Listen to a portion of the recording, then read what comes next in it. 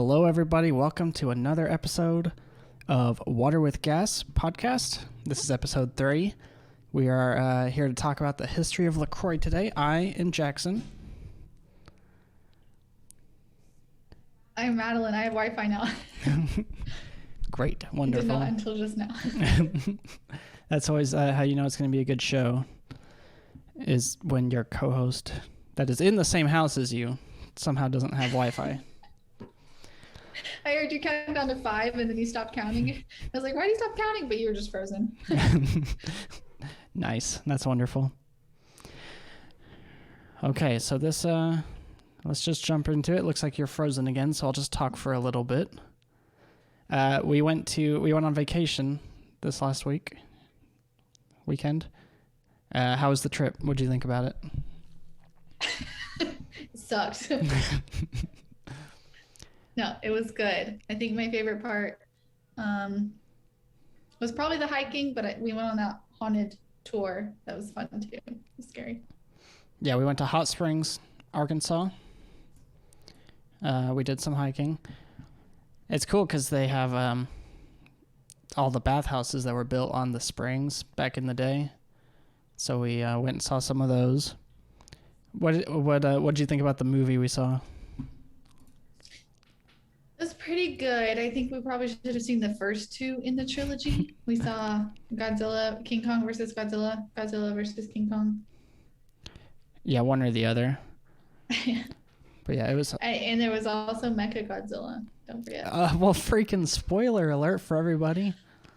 Is it? I thought that was known. Oh my goodness. But yeah, I liked it a lot. It was a really good movie. I don't care what other people say, like Madeline. But anyways, we went to a brewery. It was one of the bathhouses. They converted it into a brewery. Superior Bathhouse. Yeah, Superior Bathhouse Brewery. And as well as beer, what were we surprised to find out they had? A seltzer. That's right, a homemade lime seltzer. So, made with the hot spring water. Yeah, so was it hot? Well, no, I didn't ask them. No, it was refrigerated. But it was good. I think it was sweeter than a canned seltzer, I think. But yeah, it definitely had more of an alcohol taste, though.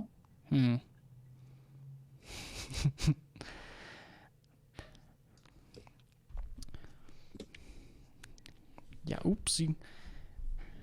Okay, well, you want to say anything else about the trip? We stayed in an Airbnb. They had a Sega Genesis, so I got to play some, like, Ghosts and Goblins and, Sonic the Hedgehog 3 and stuff like that. No, you just played that dolphin game. Echo the Dolphin, that's a classic. I'm sure our listeners remember Echo the Dolphin. But okay, we're going to move on to the news of the summer. It's not even summer yet. Wow. I know. But this is going to change how everyone spends their summers. Because what is the problem with White Claws? Trying to, get White Claw wasted. So you're about to ask what was the problem with white people. No. With White Claws. When you think of a White Claw and you think, what could be better about this? What do you think?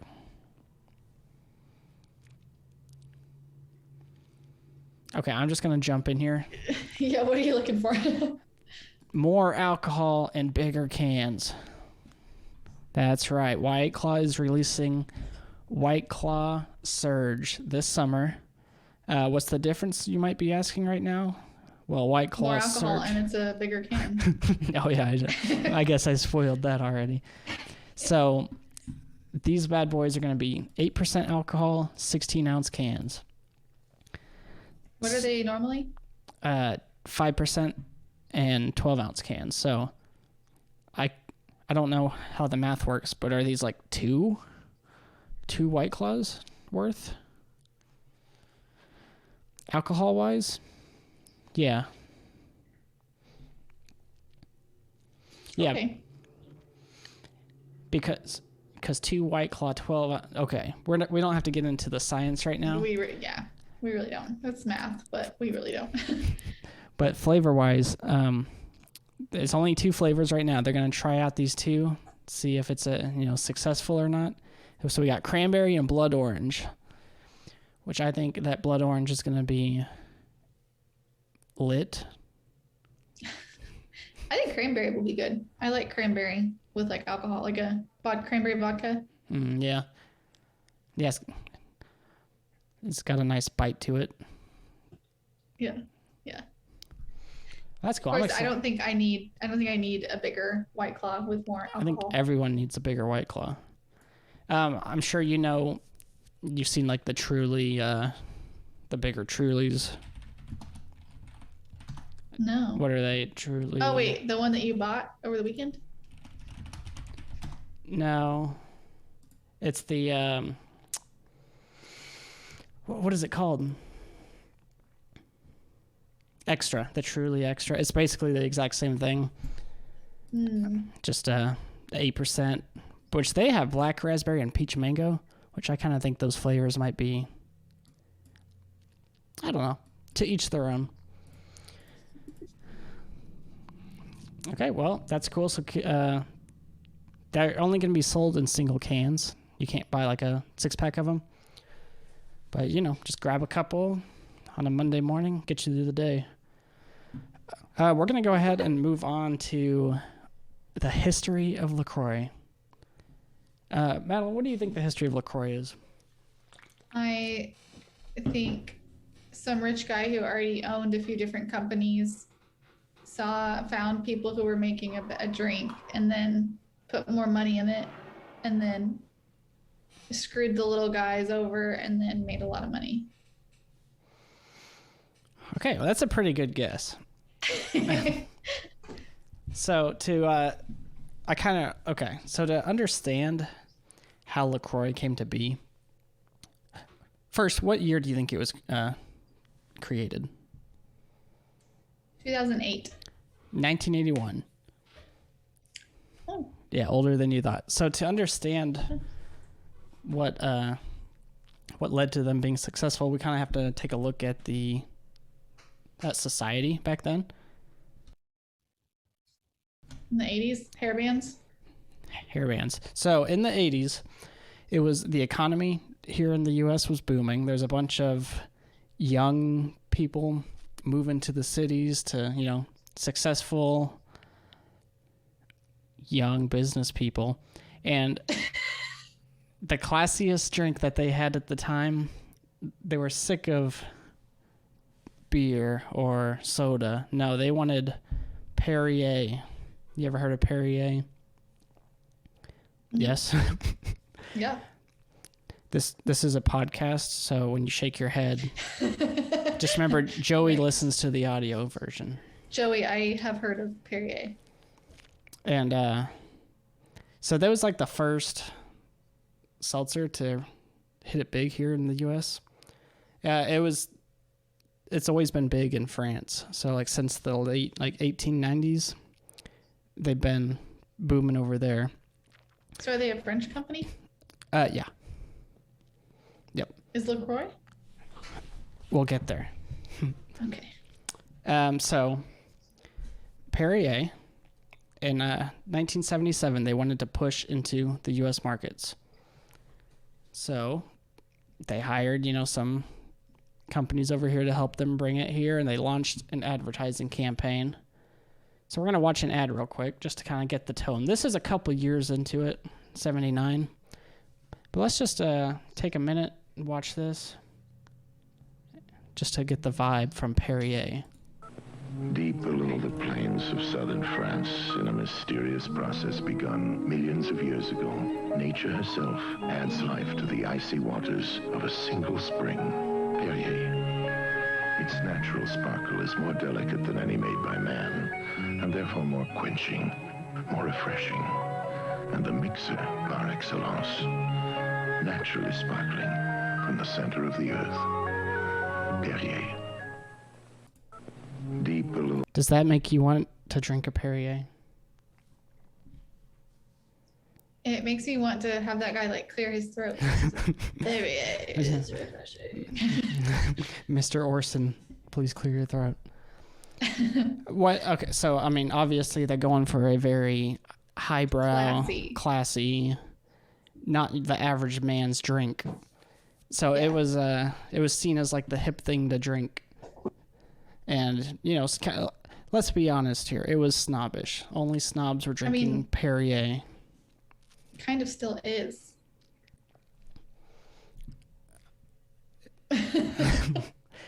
I think, yeah, to a point, but I mean, it's definitely a lot more average Joes are drinking sparkling water now than out of a can. What is it? The bottle that makes it snobby? Yes. Okay, well, maybe. So, anyways, this brings us to LaCroix. There was a company in Wisconsin called Hillman Brewing Company. They are a brewery. They make beers, and they saw this market, the sparkling water business, and they wanted to create a drink that was just as refreshing and low calorie as Perrier without all the snobbery that comes along with it. So they started LaCroix. They, like I said, it was their first non-alcoholic drink they made, but somehow they were still able to just crush it, and the brand grew to be worth $25 million in, let me see here, by 92. So in 11 years, LaCroix became worth $25 million. I didn't think LaCroix existed before 2015. Oh, we'll get to that. They're pushed to join the millennial generation. Yeah. So around this time, this was in 1992. Were you born yet? No, neither were you. Well, true, but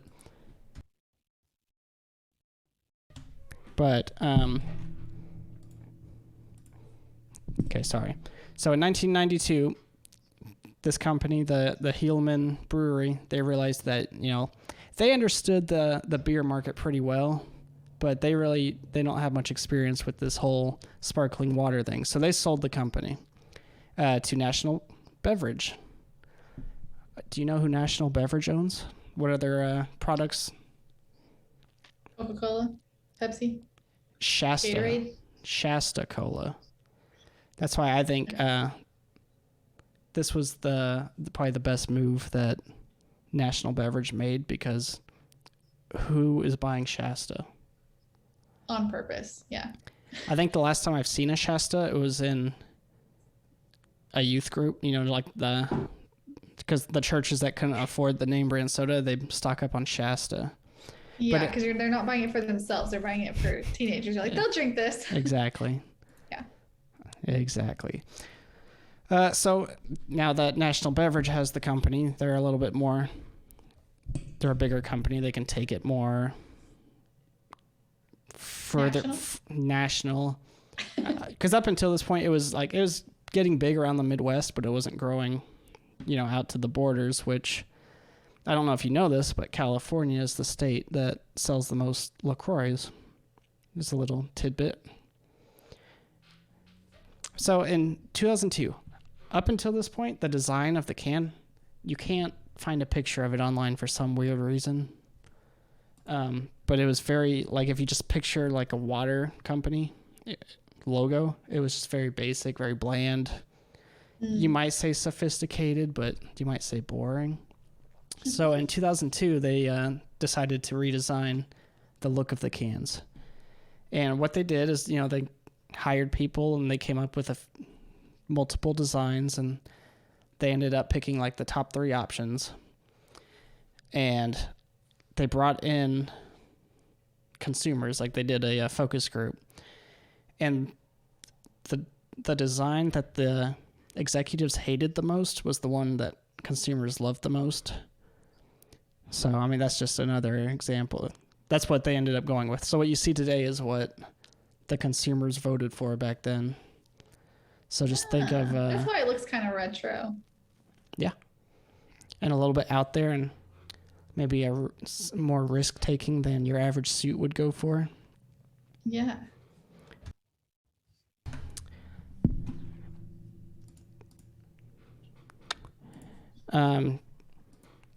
Yeah, so they haven't changed the design to this day. There's a few like the newer lines, like the Kirk. What is it, Kirk? What? the Curate line that they have, like the blends, like the cherry lemon and like they, when they release a new flavor, they kind of changed a little bit, but it's still that basic kind of weird pattern going across it. Yeah. And I mean, honestly, not much has changed for the company since then, besides the fact, they only had 6 flavors in 2002. So over the last, 19 years, they've increased that to 21. And they're like blowing up as a company, but business-wise, they haven't changed much. They did, around 2015, which maybe that's when you first heard of them, they started to push big advertising push towards the millennials, and they mainly did that on social media and stuff, influencers. They didn't do like a traditional television ad campaign or anything like that, but yeah, so that's pretty much LaCroix. They came from what go ahead. What does LaCroix mean? Oh yeah, good point. It's It's not a point the city the city that they the city in Wisconsin that the company came from was named LaCrosse. LaCrosse, Wisconsin. French. Well, they took the law from that, and then there's a river that like borders Wisconsin. Hold on, I can find this. Okay, yeah, the St. Croix. Is that what ST is?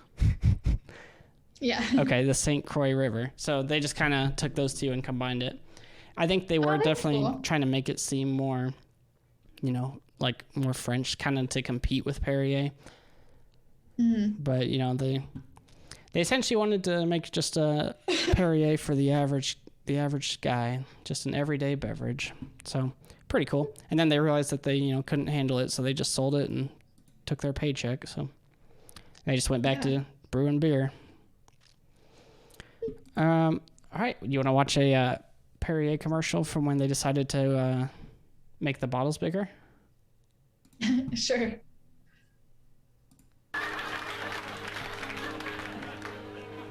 This is a good one.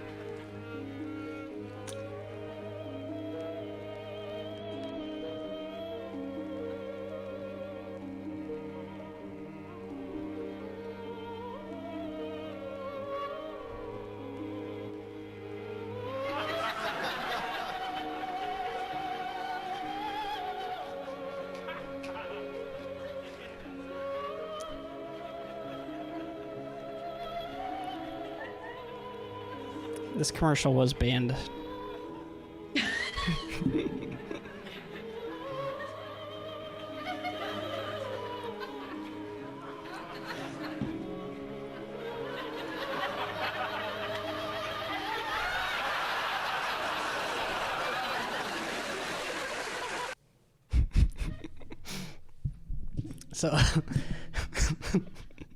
So there's that.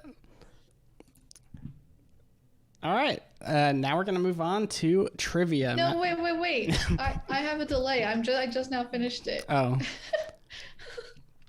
That's real? It was. They aired that? that? I think they tried to. I think it was banned pretty quick, but yeah. I thought Perrier was classy. Was that not classy? I mean, I guess the music. The music was classy. It was snobbish. It wasn't. Only the highbrow people would laugh at something like that back in the 80s. Did that make you want one? Yeah, I kind of liked it. Okay. All right, you ready for some trivia? Yeah. I feel like these are pretty good questions. Okay. So we've been talking. You came up with them. Yes, I did. I'm a genius. So we've been talking about the 70s and 80s a lot today on this wonderful history podcast. So, which actress, popular in the 1970s and 80s, claimed to wash her hair with Perrier water? Oh, I don't know actresses from the 70s and the 80s. Is that when Marilyn Monroe was No. around? I think she left us in the 60s. She was in, I think, Charlie's Angels or something. Does that help you? Uma Thurman? Farrah Fawcett. Oh, why would you wash your hair with... She claimed that the minerals in it was better. Whoa, did a siren pass your house at the same time it passed my house? Wow. Yes. Okay, where does the word seltzer come from? What do you mean by that? Like, what is the language of origin, or what is the... Like, where do we get the word seltzer from? What city do we derive the word seltzer from? Is there a city called Seltz? Okay, what country? Okay, France. maybe this one was phrased poorly. Germany. Germany, that's correct. There was this town, or I guess it still is, maybe, called Niederselzers.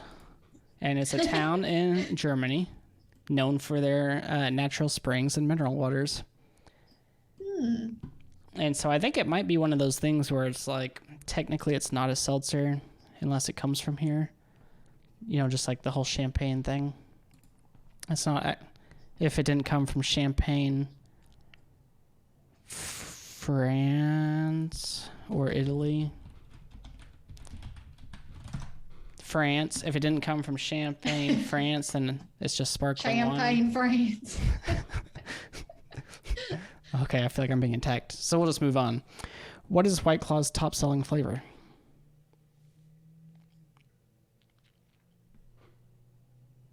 Pamplemousse. White Claw? Oh, I was thinking LaCroix still. Oh, now we are shifted off LaCroix. White Claw. But they come in the packs. Yeah, but they sell singles too.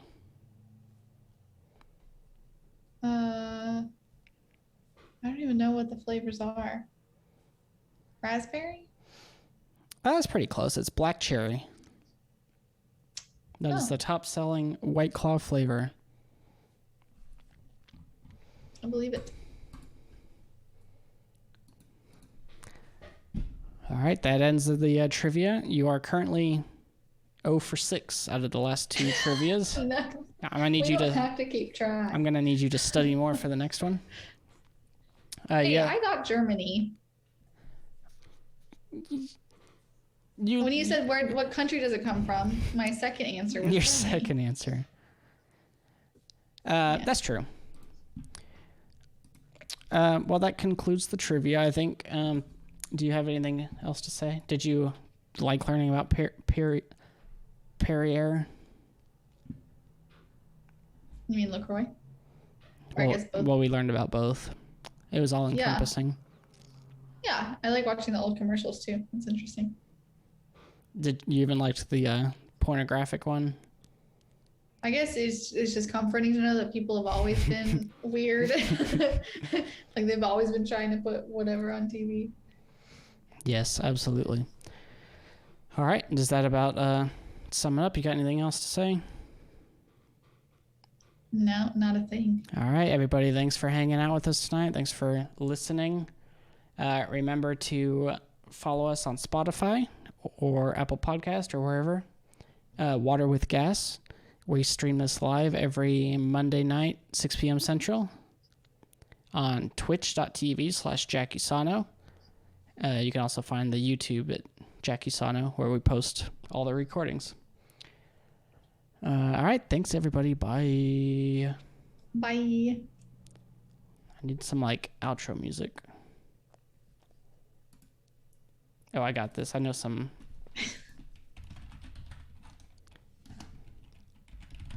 Are you allowed to just play music?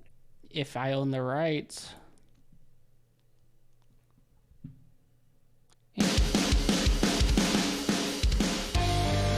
Goodbye, everybody. Have a good night.